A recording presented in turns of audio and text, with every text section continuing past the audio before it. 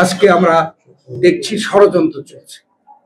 যে আগের সরকার স্বৈরাচার ফ্যাসিস্ট চিহ্নিত হয়ে এদেশের ছাত্র জনতার এবং রাজনৈতিক দলগুলোর সম্মিলিত আন্দোলনের মুখে পদত্যাগ করতে বাধ্য হয়েছে এবং দেশ থেকে পলায়ন করতে বাধ্য হয়েছে, তারা আজকে অবশ্যই একটি দেশে আশ্রয় গ্রহণ করেছে এবং সেটা কিন্তু বৈধভাবে আশ্রয় গ্রহণ নয়, অবৈধভাবে একটি দেশে আছে।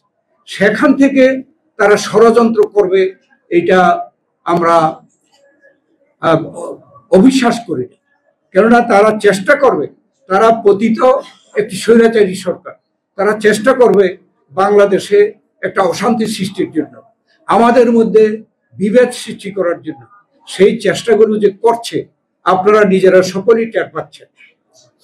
সেখানে আজকে আমাদের সকলের প্রয়োজন, জাতির প্রয়োজন যে এই সরকারকে, তারা যেহেতু অন্তর্বর্তীকালীন সরকার, এই সরকারের প্রধান বলেছে শেখ হাসিনা অন্যায়ভাবে ক্ষমতায় টিকে থাকার জন্য সরকারের যতগুলো প্রতিষ্ঠান আছে তারা ধ্বংস করে দিয়ে গেছে এবং এই সরকারের যে প্রধান উপদেষ্টা বলেছেন সেই সকল ক্ষেত্রে সংস্কার করার তাদের ওয়াদা। তাই আমরা আশা করছি যত দ্রুত সম্ভব এই সকল ক্ষেত্রে সংস্কার করে, বিশেষ করে সবচেয়ে গুরুত্বপূর্ণ এবং অগ্রাধিকার হওয়া উচিত নির্বাচনের ক্ষেত্রে, নির্বাচনের পদ্ধতির ক্ষেত্রে যথাসম্ভব দ্রুত সংস্কার সাধন করা এবং নির্বাচনের একটি রোডম্যাপ দেওয়া। এটা আমরা আগেও বলেছি। কেন এই ধরনের একটা সমস্যা সৃষ্টি করছে, সারা বিশ্বে বাংলাদেশের বদনাম করছে, আমাদের মানহানি করছে, একটাই উদ্দেশ্য, এখানে একটি বিশৃঙ্খলা সৃষ্টি করা।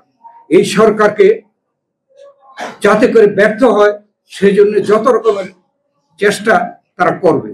আর আমরা যারা এই দেশের জাতীয়তাবাদী, গণতান্ত্রিক, দেশাত্মবোধে বিশ্বাসী, আমরা যারা স্বাধীনতা সার্বভৌমত্বে বিশ্বাস করি, গণতন্ত্রে বিশ্বাস করি, আমরা নিজেরা নিজের পায়ে দাঁড়িয়ে উন্নতির দিকে আমরা আশা করি, তাদেরকে আজকে ঐক্যবদ্ধ হতে